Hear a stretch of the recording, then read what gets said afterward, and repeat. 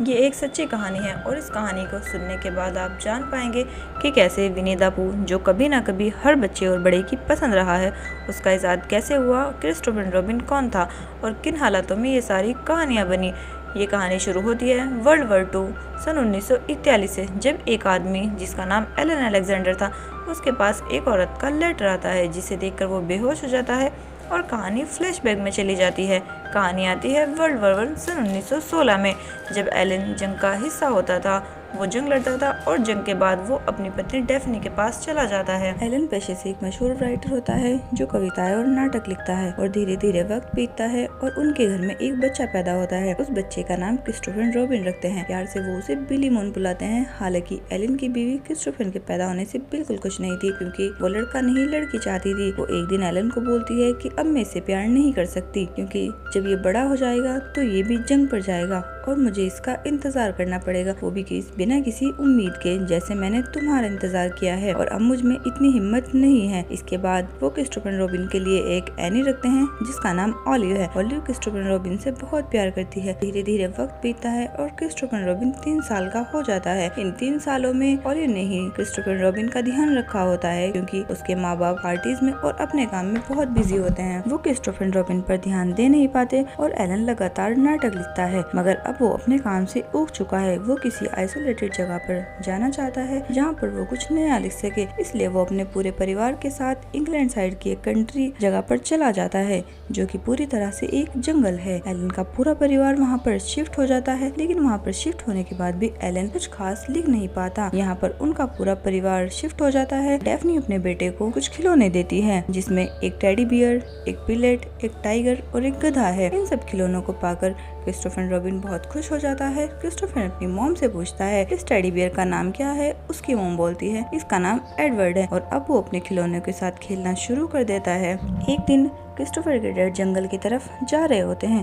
Christopher भी उनका पीछा करना शुरू कर देता है, और जब वे डैड देखते हैं तो बोलते हैं तुम्हें घर जाना चाहिए। क्रिस्टोफर बोलता है क्या मैं वापस चला जाऊं? डैड बोलते हैं नहीं, चलो मेरे साथ। वो दोनों आगे चलना शुरू करते हैं। अब क्रिस्टोफर अपने डैड से बोलता है मेरे पास जो डोंकी है, क्या आप उसे कोई नाम दे सकते हैं? उसके डैड बोलते हैं उसका नाम ईओ है। ये नाम सुनकर क्रिस्टोफर बहुत खुश हो जाता है। अब ये आगे बढ़ रहे हैं तो एलन को मधुमक्खियों की आवाज सुनाई देती है, और उस आवाज को सुनकर वो सहम जाता है, क्योंकि उस आवाज से उसे वर्ल्ड वॉर 1 की याद आती है, जब वो जंग में था, और आज भी उसके दिमाग से ये बातें निकल नहीं पाई है। क्रिस्टोफर बोलता है ये सिर्फ मधुमक्खियां है जो शहद ढूंढने के लिए आई है। ये सुनने के बाद उसके डैड रिलैक्स हो जाते हैं। वो दोनों वहाँ से घर वापस आ जाते हैं। घर वापस आने के बाद एलन की पत्नी उसे बोलती है तुम यहाँ कुछ लिखने के लिए आए हो, और अब तक तुमने कुछ लिखना शुरू भी नहीं किया। जंग के बाद पूरा देश सदमे में है, लोगों की जिंदगी बेरंग हो गई है, और तुम जंग के खिलाफ किताब लिखोगे तो तुम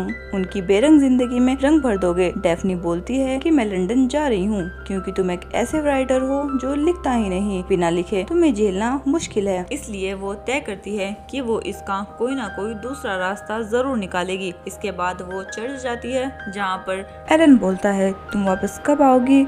वो बोलती है जब तुम लिखना शुरू करोगे। वो लंदन जा रही होती है तो एनी बोलती है क्रिस्टोफर और मैं भी आपके साथ आते हैं, हम क्रिस्टोफर को जू दिखा सकते हैं। और डेफनी, एनी, क्रिस्टोफर ये सब लंदन में जू देखने के लिए चले जाते हैं। वहाँ पर एक बहुत बड़ा बियर दिखता है। क्रिस्टोफर पूछता है इसका नाम क्या है? एनी बोलती है इसका नाम विनी है, क्योंकि ये विनीवैग से है। जू घूमने के बाद क्रिस्टोफर और एनी वापस आ जाते हैं, लेकिन उसकी मॉम डेफनी लंदन में ही रुक जाती है, और अगले दिन एनी को अपनी मॉम को देखने जाना पड़ता है, क्योंकि उसकी मॉम की तबीयत बहुत खराब होती है और उसका कुक भी छुट्टी पर होता है। इसलिए अब घर पर सिर्फ क्रिस्टोफर रॉबिन और उसके डैड है। अगले दिन एलन कुछ लिख रहा होता है तो क्रिस्टोफर बोलता है क्या आप जंग के बारे में लिख रहे हैं? अगर आप मेरे बारे में लिखना चाहोगे तो मैं जरूर पढ़ूंगा। उसके डैड बोलते हैं क्या तुम मेरे साथ घूमने चलोगे? वो दोनों बाहर जाते हैं। क्रिस्टोफर एलन को बताता है जब हम जू में गए थे तो हमें एक भालू को देखा था, उसका नाम विनी था, क्योंकि वो विनीवैग से था। भाइयों ने उसकी मॉम को मार दिया, इसलिए वो जू में आ गया और वहाँ पर सब उसको घूर कर देखते हैं। उसके डैड बोलते हैं यहाँ से मधुमक्खियों की आवाज आ रही है, यहाँ पर भालू भी जरूर होगा। क्रिस्टोफर बोलता है यहाँ पर भालू नहीं है। उसके पिता तभी पेड़ पर एक भालू को दिखाते हैं जो कि उसकी मॉम ने उसे गिफ्ट दिया था। दरअसल उसके पिता उसके साथ खेल रहे होते हैं। क्रिस्टोफर रॉबिन बोलता है आज से मैं इसे विनी बोलूंगा और वो उसका नाम विनी रख देता है और उसके डैड क्रिस्टोफर के साथ खेल खेलना शुरू कर देते हैं। जब वो डिनर करते हैं तो वहाँ पर बहुत ज़्यादा खाना होता है और उसके डैड वहाँ पर उसके सारे खिलौनों को बिठा देते हैं। ये सब करने में क्रिस्टोफर को बहुत मजा आता है क्योंकि उसके पिता पहली बार उसके साथ खेल रहे होते हैं, पहली बार के साथ टाइम बिता रहे होते हैं। इस खेल में वो अपने बेटे के साथ बहुत सारी कहानियाँ बनाता है। वो टाइगर का नाम टिगर रख देते हैं, बियर का नाम विनी और उनके पास एक डोंगी होता है जिसका नाम वो इयो रख देते हैं और इसलिए इनके पास बहुत सारी कहानियाँ हैं। अब एलन का एक दोस्त आता है जो कि क्रिस्टोफर रॉबिन के खिलौनों के बहुत सारे स्केच बनाता है ताकि वो उन्हें अपनी कहानी के लिए इस्तेमाल कर सके। उसके साथ साथ वो एक पोएम भी लिखता है जिसे वो अपनी पत्नी को भेज सके। इस पोएम का नाम होता है स्पर्श और ये विनी द पूह से रिलेटेड होती है। उसके बाद पत्नी घर वापस आ जाती है और वो उसे बताती है कि तुम्हारी पोएम बहुत अच्छी है और मैंने तुम्हारी पोएम पब्लिश करवा दी है और वो लोगों को बहुत पसंद आई है। अब वो विनी द पूह के ऊपर और भी ज्यादा मेहनत करना शुरू कर देता है और जब उसकी पहली किताब पब्लिश होती है तो वो रातों रात फेमस हो जाता है। एलन पहले से ही एक बहुत बड़ा राइटर था मगर इस बुक के बाद वो अलग ही जोन में आ गया क्योंकि ये किताब लोगों को इतनी पसंद आई कि रातों रात सेलिब्रिटी बन जाता है। उसकी किताब और उसकी कहानी के बारे में जानना चाहते हैं। जब लोगों को पता चला कि क्रिस्टोफर रॉबिन एक सच का लड़का है, उनकी उत्सुकता और भी बढ़ जाती है और जब लोग क्रिस्टोफर रॉबिन से मिलना चाहते हैं, उसके बारे में जानना चाहते हैं। और अब एनी भी वापस आती है। उसे देखकर क्रिस्टोफर रॉबिन बहुत खुश हो जाता है। दरअसल उसकी मॉम की मृत्यु हो गई थी इसलिए उसको ज़्यादा टाइम लग जाता है और एनी बताती है कि आपने पोएम लिखी है क्रिस्टोफर के ऊपर, मैंने अपनी फ्रेंड के घर पर पढ़ी है। मुझे खुशी हुई कि लोगों को ये पोएम बहुत पसंद आई। दरअसल एलन जब ये पोएम लिखी थी वो क्रिस्टोफर रॉबिन के प्रेयर के बारे में था जिसे सभी लोग बहुत पसंद कर रहे थे। अब क्रिस्टोफर रॉबिन इतना फेमस हो चुका है तो उसका पूरा लाइफस्टाइल ही चेंज हो गया है। रोज लाखों लोगों की चिट्ठी आती है, वो पार्टीज में जाता है, उसके साथ फोटो लेना चाहते हैं लेकिन क्रिस्टोफर रॉबिन ये सब कुछ खास पसंद नहीं आता क्योंकि वो सिर्फ जंगल में अपने पिता के साथ खेलना चाहता है। लेकिन अब वो सारा खेल बंद हो चुका है क्योंकि एलन अब इतने बिजी हैं कि वो क्रिस्टोफर रॉबिन को वक्त ही नहीं दे पाते। जहाँ पहले वो कहानी बनाते थे, बैट बॉल खेलते थे और अब अपने बेटे को बिल्कुल भी वक्त नहीं दे पाते। वो हमेशा पार्टीज में या अपने लिखने के काम में बिजी रहते हैं और इस बात से क्रिस्टोफर रॉबिन उदास हो जाता है।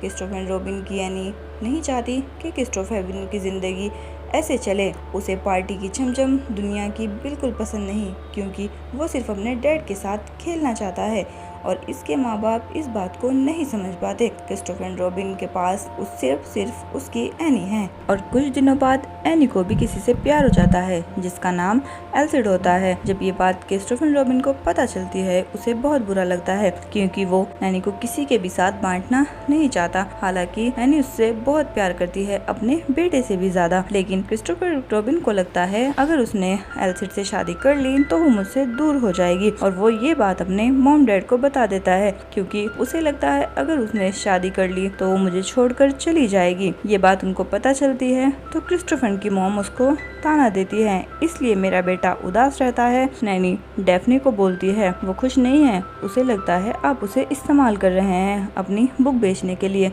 उसकी परवाह नहीं करते। डेफनी बोलती है मैंने उसे पैदा किया है।